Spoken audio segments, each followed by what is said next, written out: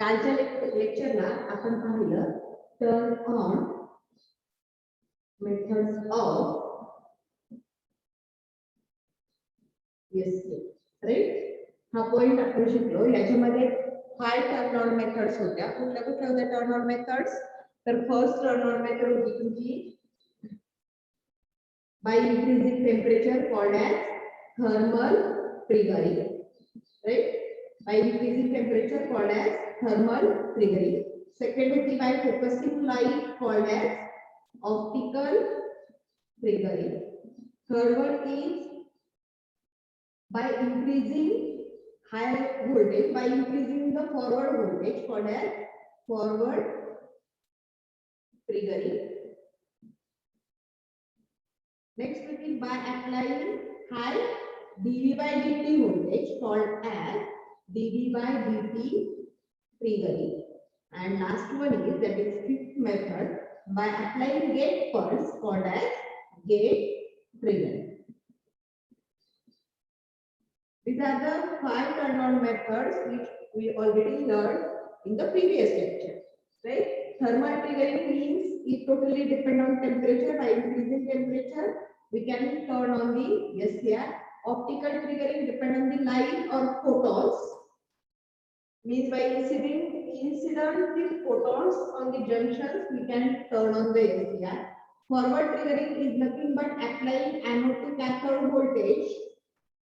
Then dV by dt triggering is also applying anode to cathode voltage but having very high voltage, and it is the accidental turn on method.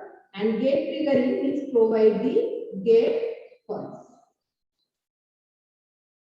Provide the gate pulse, right? Here 5 methods. Here already आपण learn करून झालेला आहे. त्याच्यावरती question पडतो, preparation करायचं. आता आपण काल शिकलो की practically used method आहे gate triggering. Most of the time we can prefer the gate triggering practically. मग असे कुठले ऍडव्हान्टेजेस आहेत ज्याच्यामुळे आपण गेट ट्रिगरिंग यूज करतो? मीन्स ऍडव्हान्टेजेस और merits of gate triggering. Gate ट्रिगरिंगचे मेरिट्स काय आहेत किंवा ऍडव्हान्टेजेस काय आहेत ज्याच्यामुळे आपण गेट ट्रिगरिंग यूज करतो? ठीक आहे. तर फर्स्ट मेरिट आहे less power consumption. Less power consumption. आता याच्यात लेस पॉवर कंझम्पशन का म्हणते पहा. ज्यावेळेस गेट ट्रिगरिंग तुम्ही अप्लाय करता, गेट ट्रिगरिंग अप्लाय करता म्हणजे काय करता, हे तुमचं एससीआरचं कन्स्ट्रक्शन आहे. Alternate P and N layer आहे. 3 terminals, cathode, anode and gate, right? या केसमध्ये तुम्ही काय करता, एनोड आणि कॅथोड मध्ये बॅटरी कनेक्ट करता आणि गेट आणि कॅथोड मध्ये बॅटरी कनेक्ट करता. इथून तुम्ही गेट पल्स प्रोव्हाइड करता आणि इथून तुम्ही फॉरवर्ड व्होल्टेज V1 हे प्रोव्हाइड करता.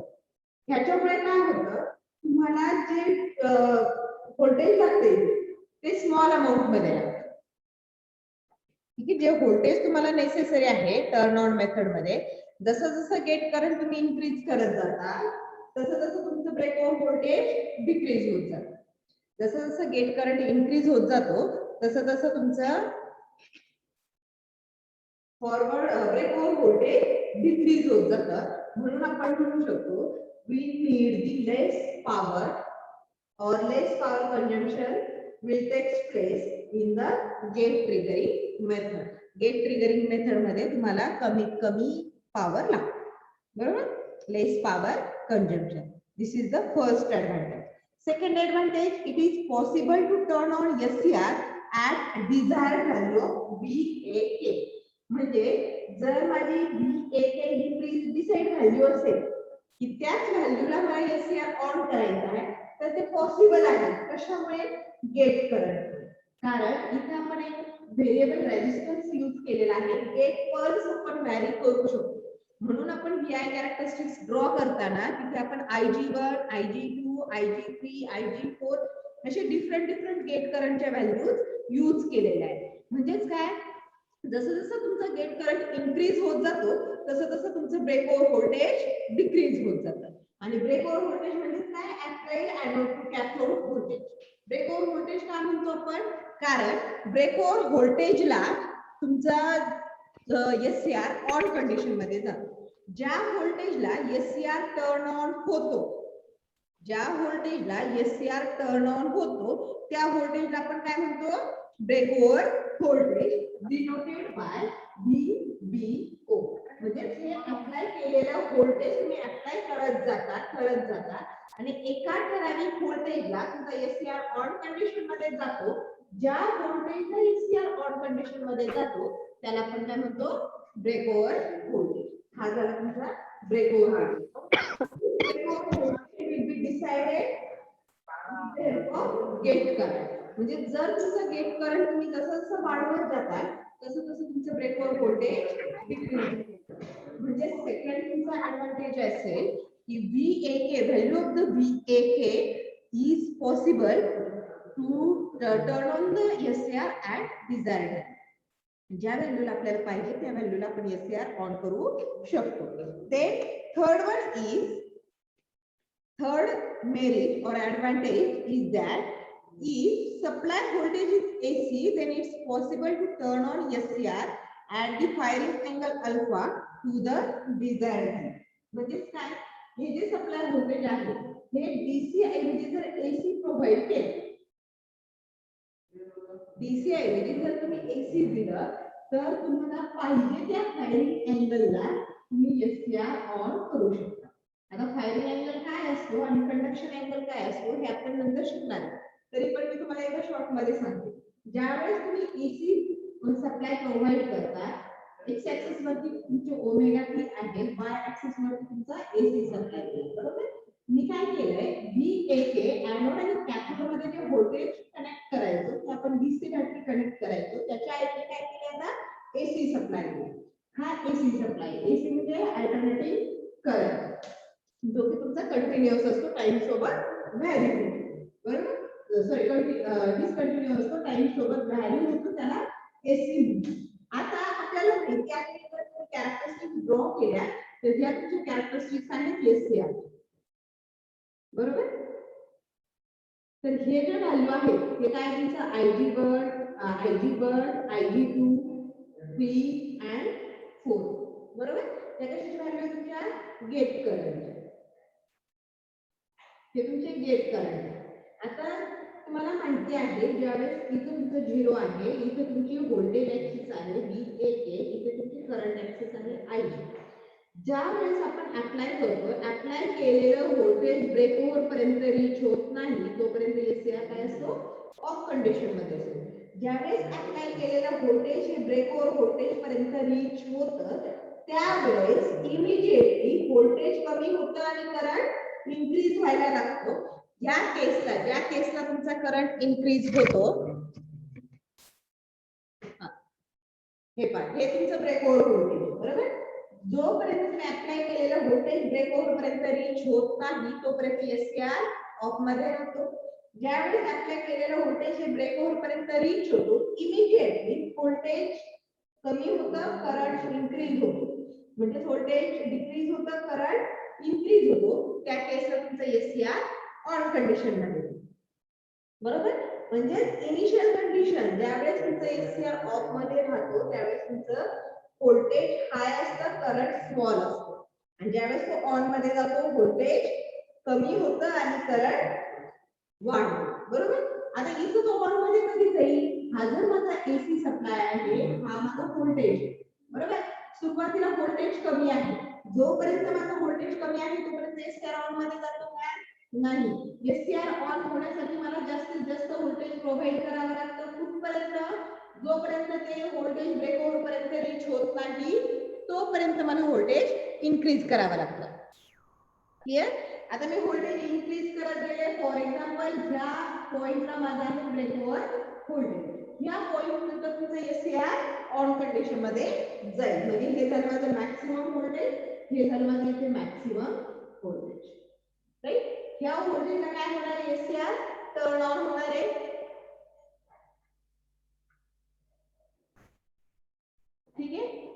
मिनिटला तुमचं एससीआर टर्न ऑन होणार आहे. तर ज्या पॉइंटला ज्या व्हॅल्यूला एससीआर ऑन कंडिशन मध्ये जातो हा जो तोपर्यंतचा टायमिंग आहे त्याला म्हणतात alpha. That is firing angle. बरोबर. म्हणजे तुम्ही म्हणू शकता firing angle is defined as the value of omega T at which SCR gate turn on. अशी ओमेगा टी ची व्हॅल्यू की ज्या व्हॅल्यूला एससीआर ऑन कंडिशन मध्ये जातो त्याला म्हणतात फायरिंग अँगल. ज्यावेळेस आपला मेरिट काय शिकतो आपण, जर तुम्ही गेट ट्रिगरिंग यूज करत असताल आणि दिलेला सप्लाय एसी असते तर फायरिंग अँगल डिसाइड करणं तुमच्या हातात आहे. बरोबर. तुम्ही फायरिंग अँगल डिसाइड करू शकता.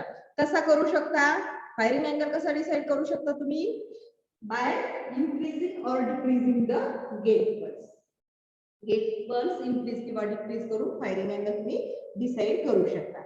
नेक्स्ट आहे ट्रिगरिंग मेथड और triggering circuits required for SCR are very simple. Triggering methods खूप सिंपल आहे. नेक्स्ट पॉइंट आहे turn on gain is very high. Next advantage turn on gain is very high and last advantage is triggering circuit is flexible. These are the advantages of gate triggering. Hence, it is the practically used preferable method of turn on the SCR. SCR on करण्यासाठी practically use केली जाणारी method आहे, more reliable method आहे gate trigger. Clear. का बरं आपण ती use करतो, कारण त्याचे खूप सारे ऍडव्हान्टेजेस आहेत. परत एकदा शॉर्ट मध्ये पहा ऍडव्हान्टेजेस काय आहे. पहिला ऍडव्हान्टेज आहे less power consumption. Second advantage काय आहे, टर्न ऑन टाइम और turn on we can turn on the SCR at desired value. Third point काय आहे, if given supply is AC at that time firing angle can be decided by you. आपण तो firing angle decide करू शकतो. Fourth point आहे triggering circuits, म्हणजे on करण्यासाठी SCR on करण्यासाठी जी सर्किटरी लागते ज्याला आपण ट्रिगरिंग सर्किट म्हणतो. Triggering circuits are very simple. Next advantage आहे turn on gain is very high and last आहे ट्रिगरिंग सर्किट्स आर फ्लेक्झिबल. म्हणजे त्याच्यात तुम्हाला चेंजेस करावे. फ्लेक्झिबलचा मिनिंग काय होतो, त्याच्यात तुम्हाला जर चेंजेस करावेसे वाटले तर ते तुम्ही करू शकता. क्लियर.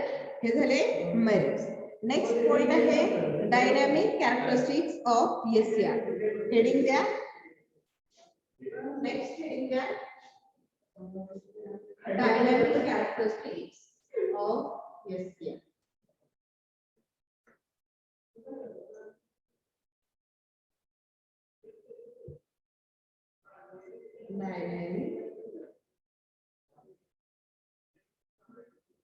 डायनॅमिकला दुसरा वर्ड आहे स्विचिंग. डायनॅमिक कॅरेक्टरिस्टिक्स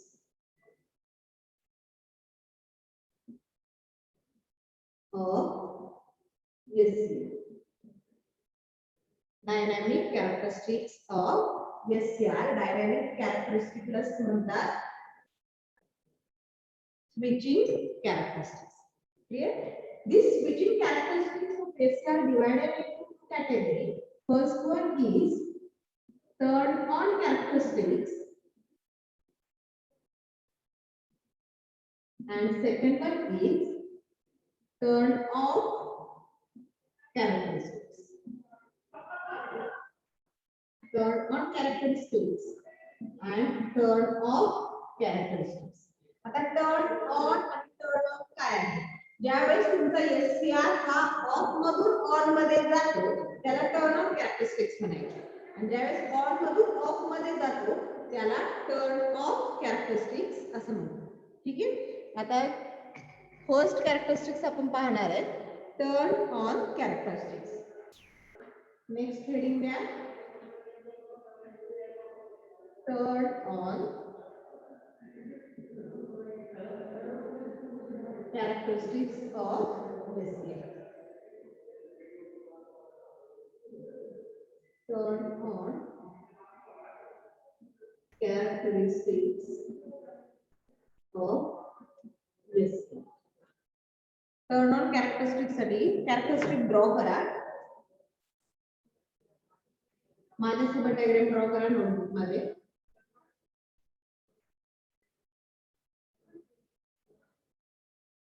फर्स्ट असेल तुमची गेट पल्स,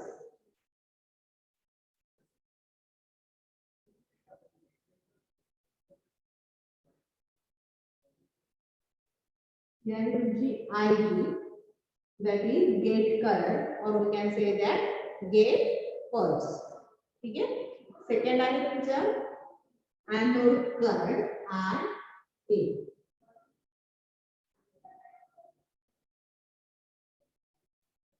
टाइम एक्सिस असेल anode current,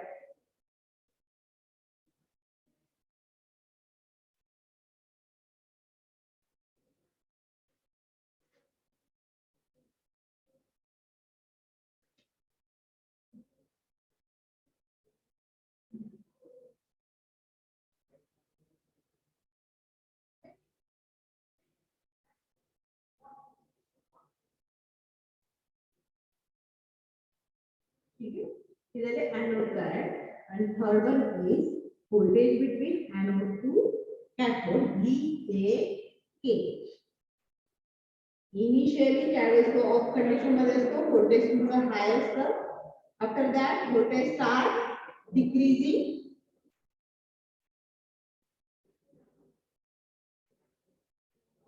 and when your SCR goes in on condition, at that time voltage is low, current is high,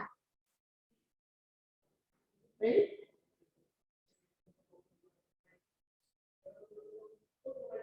हा जो इनिशियली जोपर्यंत आपण gate pulse gate triggering method आपण use केली आहे आणि जोपर्यंत आपण गेट पल्स देत नाही तोपर्यंत तुमचा एससीआर मध्ये ऑन कंडिशनचा इनपुट क्वेश्चन करायचं होतं.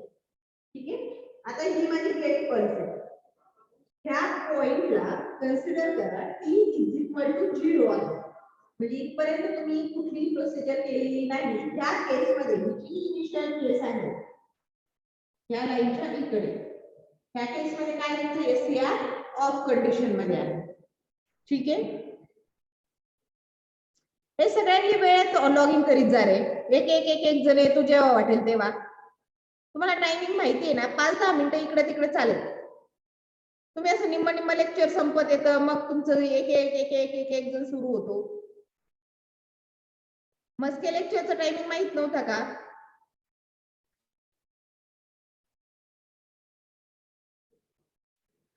सगळ्यांनी वेळेत लॉग इन करत जा. 10 मिनिटं चालेल. तुमचा काही टेक्निकल इश्यू असेल मोबाईल मध्ये काही प्रॉब्लेम असेल रेंजचा थोडाफार प्रॉब्लेम येत असेल पहिले 10 मिनिटं चालतील. तुम्ही असं कंटिन्यू लॉग इन नका करत राहू लेक्चर मध्ये. ठीक आहे. हा आता इकडे पहा at t is equal to 0 ही काय आहे t is equal to 0 timing ला तुम्ही गेट पल्स प्रोव्हाइड केली. ही आहे तुमची गेट पल्स. त्याला आपण म्हणतो गेट करंट. कारण आपण इथून पुढे गेट ट्रिगरिंग यूज करणार आहोत कारण ती प्रॅक्टिकल मेथड आहे. प्रेफरेबल प्रॅक्टिकल मेथड त्याच्यामुळे आपण तीच यूज करणार. आता एकदा की तुम्ही गेट पल्स दिली की लगेच तुमचं करंट इन्क्रीज होतो व्होल्टेज डिक्रीज होतं असं होत नाही. असं जर झालं तर आपण त्याला काय म्हणतो ऍक्सिडेंटली टर्न ऑन मेथड म्हणतो dV/dt ट्रिगर. आपल्याला तसं ट्रिगर करायचं काही एससीआर नाही कारण त्या केस मध्ये काय होऊ शकतं तुमचं एससीआर डॅमेज होऊ शकतो. बरोबर. परमनंटली डॅमेज होऊ शकतो. आपल्याला तसं करायचं नाही. म्हणून आपण काय करतोय स्टेप बाय स्टेप पाहता कसं ऑन होईल त्याला ऑन होण्यासाठी किती टायमिंग लागते ते आपल्याला करायचं.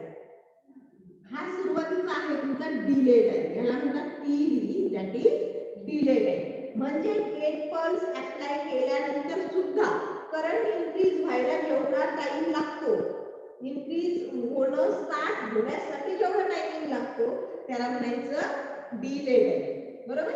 ह्या डिले टाइम मध्ये जर तुम्ही ऑब्झर्व केलं तर एससीआर ची जी ऑफ ची कंडिशन आहे ऑफ ची कंडिशन म्हणजे काय करंट 0 आहे व्होल्टेज हाय आहे. बरोबर. या केस मध्ये आपण काय म्हणतो SCR is in off condition. Off condition जी एससीआर ऑफ असतो त्याची कंडिशन काय आहे करंट 0 असतो व्होल्टेज हाय असतो.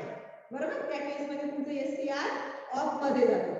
आठवत नसेल समजत नसेल तर तुमच्या समोर नोटबुक आहे कॅरेक्टरिस्टिक्स ड्रॉ केलेले आहेत त्या ओपन करून बसा किंवा बुक असेल ते घ्या ओपन करा कॅरेक्टरिस्टिक्स काढा. कॅरेक्टरिस्टिक्स मध्ये हा पॉइंट लवकर क्लिअर होतो. तर तुमच्या VI कॅरेक्टरिस्टिक्स मी जर काढते ह्या तुमच्या VI कॅरेक्टरिस्टिक्स. बरोबर. हे काय तुमचं ब्रेक ओव्हर व्होल्टेज VBO. ही कोणती स्टेट आहे तुमची फॉरवर्ड ब्लॉकिंग स्टेट. कशी आहे ही स्टेट? करंट स्मॉल आहे, व्होल्टेज हाय आहे. SCR ऑफ असतो. पहिली case forward blocking, voltage high, current small, SCR is in off condition. तीच कंडिशन इथे, current 0, voltage high, SCR is in off condition. म्हणजे गेट पल्स अप्लाय केल्या तो on मध्ये जातो का? तर अजिबात नाही, थोड्या वेळ तो ऑफ मध्ये राहतो. आता पहा, ह्याच्यानंतर जर तुम्ही ऑब्झर्व केलं ह्या पॉइंटला end of this delay time interval, हा डिले टाइम इंटरवल संपल्यानंतर काय होतं याच्यानंतर? Current start increasing. Current increase व्हायला सुरुवात झाली, त्याला म्हणतात राईज टाइम. ठीक आहे, याला काय म्हणतात? Rise time. आता ह्या केस मध्ये करंट इन्क्रीज व्हायला सुरुवात होते, व्होल्टेज डिक्रीज व्हायला सुरुवात होते, म्हणजे तो ऑन मध्ये जायला सुरुवात होते. ठीक आहे, कदम प्रियंका रेंज मध्ये बस, म्हणजे तुला हा प्रॉब्लेम नाही येणार. कंटिन्युअस लॉग इन नाही करायला लागणार. ठीक आहे, आता इथे पहा, करंट इन्क्रीज व्हायला लागलाय, व्होल्टेज डिक्रीज व्हायला लागलाय. राईज टाइमच्या एंडला, एंड ऑफ दिस इंटरवल काय होईल? Current goes at its steady state value, त्याला तुम्ही म्हणू शकता कॉन्स्टंट. तो कॉन्स्टंट होईल, पण त्याच्यानंतरही तुमचं व्होल्टेज ठराविक पिरियड पुरता डिक्रीजच होतं. याला म्हणतात plasma spread time. Plasma spread time. आणि ह्याच्यानंतरची जर तुम्ही केस ऑब्झर्व केली तर करंट हाय आहे, व्होल्टेज लो आहे. तो व्होल्टेज लो आहे, करंट हाय आहे. करंट हाय झाला, व्होल्टेज लो झाला. इथं व्होल्टेज आलं, व्होल्टेज लो झालं आणि करंट, ही करंट ऍक्सेस आहे, करंट हाय झाला. म्हणजे काय झालं? SCR ऑन झाला. म्हणजे ह्या केसला तुमचा SCR गेट टर्न ऑन होईल. इथं तुमचा SCR पूर्णपणे ऑन झालेला असेल. ठीक आहे,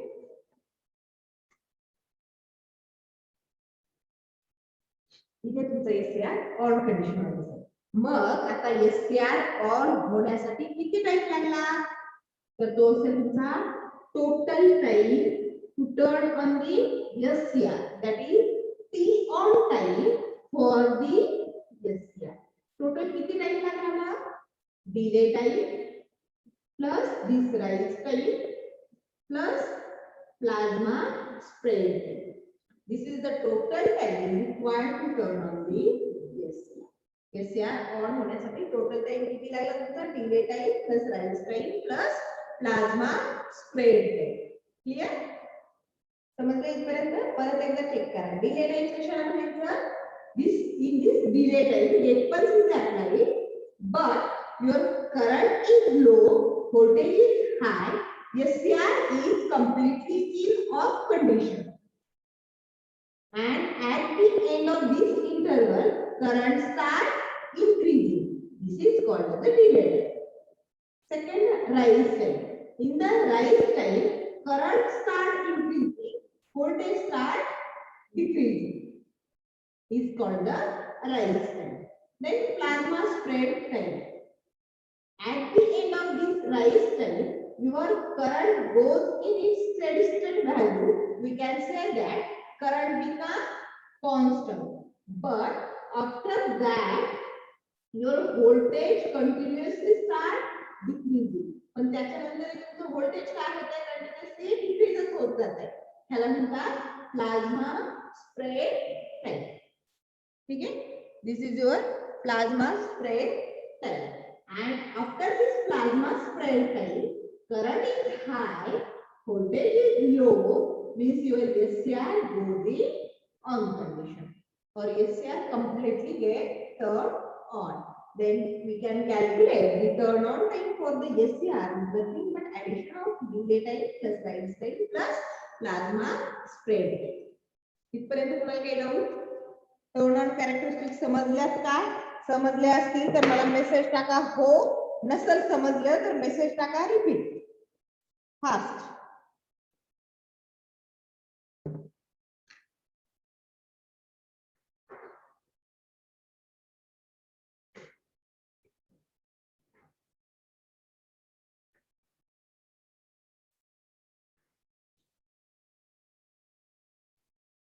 म्हणजे समजले. ठीक आहे. आता नेक्स्ट रीडिंग द्या. Turn off characteristics of SCR. Turn off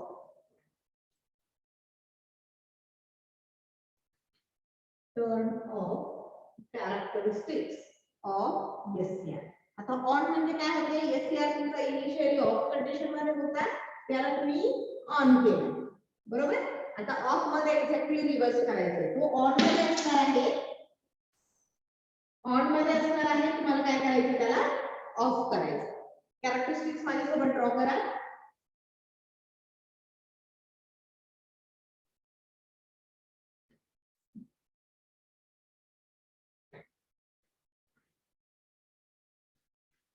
सगळ्यांनी कॅरेक्टरिस्टिक ड्रॉ करा.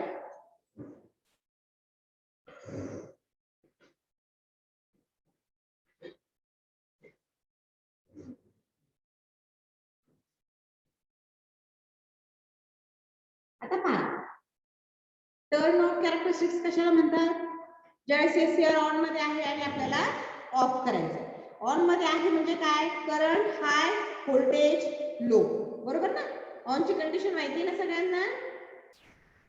ऑन कंडिशन मध्ये करंट मॅक्सिमम असतो, व्होल्टेज मिनिमम असतो. व्होल्टेज लो, करंट हाय.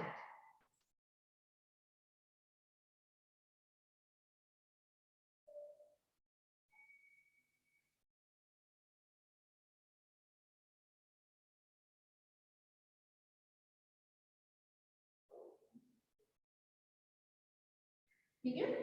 आता ही आहे तुमची, इथे काढायचे तुम्हाला एनोड करंट सर्किटचे कॅरेक्टरिस्टिक्स. इथे असेल voltage between anode to cathode called as a VAK. ठीक आहे. आता आपण काय म्हटलंय, टर्न ऑफ शिकायचं म्हणजे तो सुरुवातीला कसा आहे, ऑन.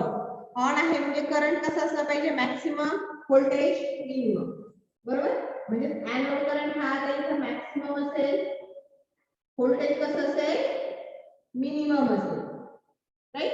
कारण तो ऑन मध्ये असेल ना. ऑफ करायचं म्हणजे आधी कसं असेल, ऑन असेल. आता आपल्याला त्याला ऑफ करायचं. ह्या केसला तो ऑन आहे.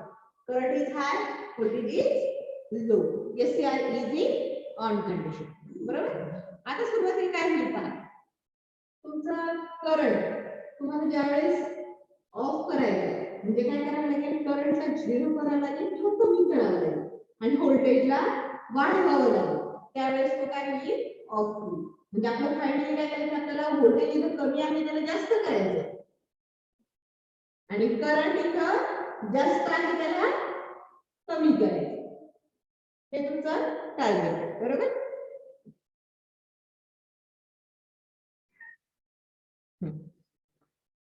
आता बघा कॅरेक्टरिस्टिक्स कसे आहेत.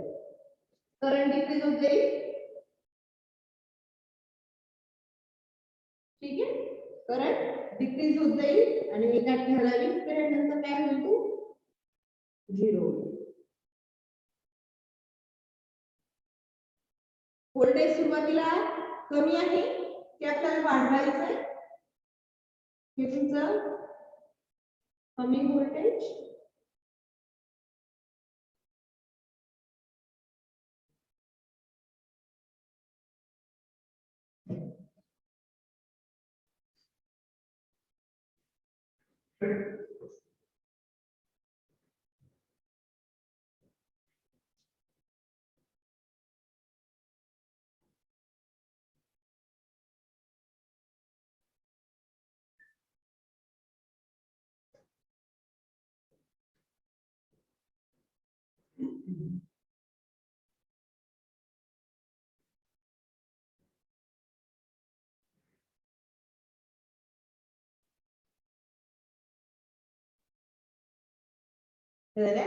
characteristics. Anode current, these characteristics for anode current, these characteristics for anode to cathode voltage. ठीक आहे. आता ह्याच्यामध्ये पहा, टर्न ऑफ होण्यासाठी जो टायमिंग लागतो तो कसा कॅल्क्युलेट करणार आहे. तर तुमचा हा जो टायमिंग आहे त्याला काय म्हणायचं, रिव्हर्स रिकव्हरी टाइम, TRR. आणि इथून पुढचा जो टायमिंग असेल त्याला काय म्हणायचं, TRC. That is recombination time, reverse recombination time. हे पी आर आर पर्यंत येईल.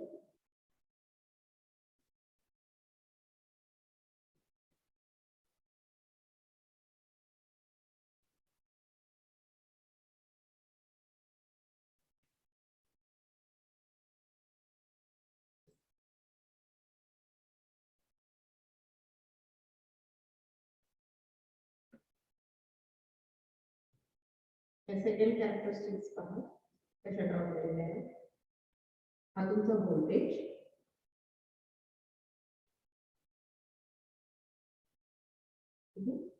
त्याच्यानंतर या पॉइंटला म्हणजे 25% of the anode current, 25% of the anode करंटच्या पॉइंटला काय होणार आहे तुमचा, इथून व्होल्टेज निगेटिव्ह साइडला, इथून ते इन्क्रीज स्मॉल अमाउंट मध्ये, कारण आपल्याला काय करायचं हाय करायचंय, पण कुठल्या साइडला हाय करायचंय तुम्हाला, कुठल्या साइडला हाय झालं पाहिजे, पॉझिटिव्ह साइड. ठीक आहे.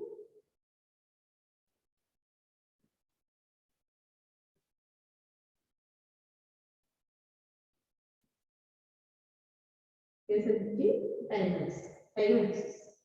ठीक आहे. आता पहा हा जो असेल तो तुमचा PRR, that is reverse recombination time, आणि हा जो असेल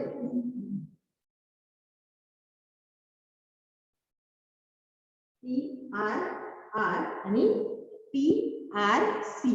PRC म्हणा किंवा TCR म्हटलं तरी चालेल.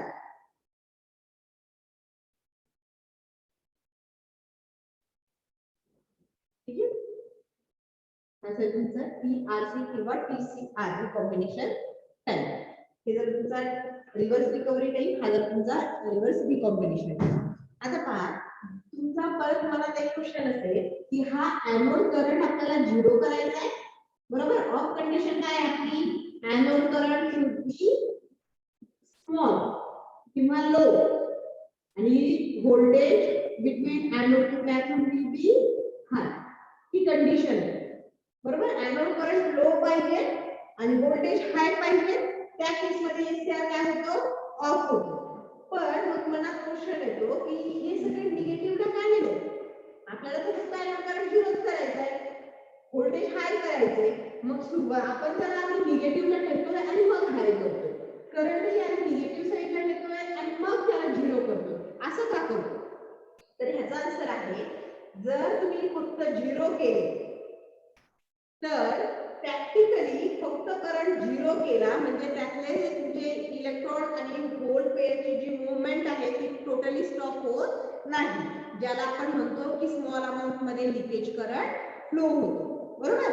आणि स्मॉल अमाउंट मध्ये ज्यावेळेस त्यातनं लिकेज करंट फ्लो होईल, जर by default other environmental conditions म्हणजे तुमचं टेम्परेचर असेल, फोकसिंग लाईट असेल किंवा इमिजिएट एखादा व्होल्टेज सप्लाय वगैरे तुम्ही कनेक्ट केला तर त्या केस मध्ये तुमचं एससीआर ऑन मध्ये जाऊ शकतो, कारण ऑलरेडी त्याच्यामधनं स्मॉल अमाउंट मधलं लिकेज करंट फ्लो होणार.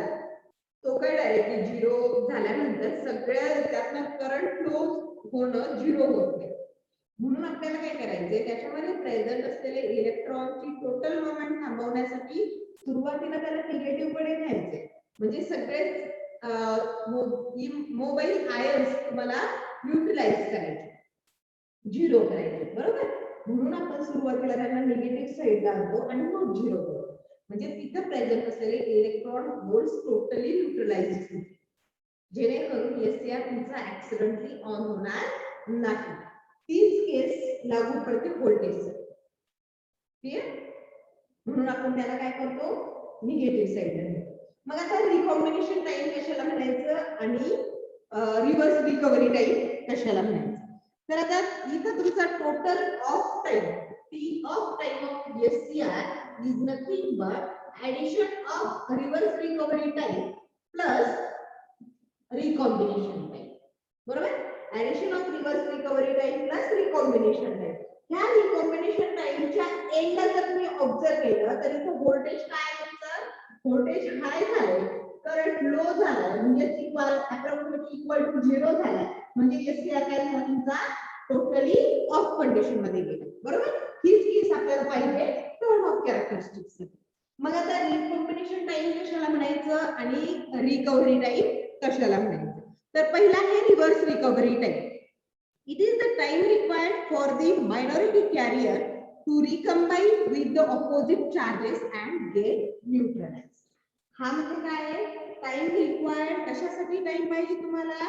तिथं प्रेझेंट असलेले मायनॉरिटी कॅरियर्स हे अपोजिट चार्जेस सोबत रिकंबाईन होऊन न्यूट्रलाइज झाले पाहिजे. बरोबर? म्हणजे इथं जर मायनॉरिटी कॅरियर्स तुमचे होल्स असतील तर ते अपोजिट चार्ज काय झाला? इलेक्ट्रॉन. यांचं दोघांचं कॉम्बिनेशन झालं तर काय तयार होतं? न्यूट्रलाइज चार्ज, ज्याच्यावरती कुठलाही चार्ज नाही, म्हणजे न्यूट्रल. बरोबर? तो पॉझिटिव्ह नसतो आणि निगेटिव्ह नसतो, होलही नाही आणि इलेक्ट्रॉन पण. म्हणजे काय? इथं प्रेझेंट असलेले मायनॉरिटी कॅरियर्स हे अपोजिट चार्जेस सोबत रिकंबाईन होतात आणि न्यूट्रलाइज होतात. त्याच्यासाठी जो टायमिंग लागतो त्याला म्हणायचं reverse recovery time. Clear? It is the time required for the minority carriers to recombine with the opposite charges and get neutralized. आणि न्यूट्रलाइज होतील म्हणजे काय? न्यूट्रल होतील, कुठलाही चार्ज नसणार आहे. बरोबर? हे झालं तुमचं रिकॉम्बिनेशन टाइम. आता रिव्हर्स रिकव्हरी टाइम. सेकंड आहे रिकॉम्बिनेशन टाइम. रिकॉम्बिनेशन टाइम कशाला म्हणायचं? This is the time required for the recombination of excess charges in the middle of P N junction J2. म्हणजेच काय? तुमचा SCR च्या जे कोलेट स्ट्रक्चर आहे PN ज्याला तीन जंक्शन आहेत, जंक्शन J1, जंक्शन J2 आणि जंक्शन J3. तर ह्या जंक्शन J2 ला जे तुमचे एक्सेस चार्जेस प्रेझेंट आहे त्यांचं रिकॉम्बिनेशन होण्यासाठी जो टाइम लागणार आहे त्याला रिकॉम्बिनेशन टाइम. म्हणजे इथे जरी तुमचे चार्जेस न्यूट्रलाइज झाले तरीही काही प्रमाणात चार्जेस प्रेझेंट असणार आहेत, तेही न्यूट्रलाइज झाले पाहिजे. ते कुठे असणार आहे? जंक्शन J2 ला. आणि ते न्यूट्रलाइज होण्यासाठी एक्सेस जे चार्जेस आहेत म्हणजे राहिलेले जास्तीचे चार्जेस ते कुठे रिकंबाईन होतील? ते न्यूट्रलाइज करण्यासाठी तुम्हाला काय करावं लागेल? हा टाइम लागेल. ते जंक्शन J2 ला प्रेझेंट आहे आणि ते न्यूट्रलाइज होण्यासाठी तुमचे जंक्शन J2 चे चार्जेस न्यूट्रलाइज होण्यासाठी जो टायमिंग लागतो त्याला म्हणायचं recombination time. Clear? Reverse recovery कशाला म्हणायचं? The minority carriers present at this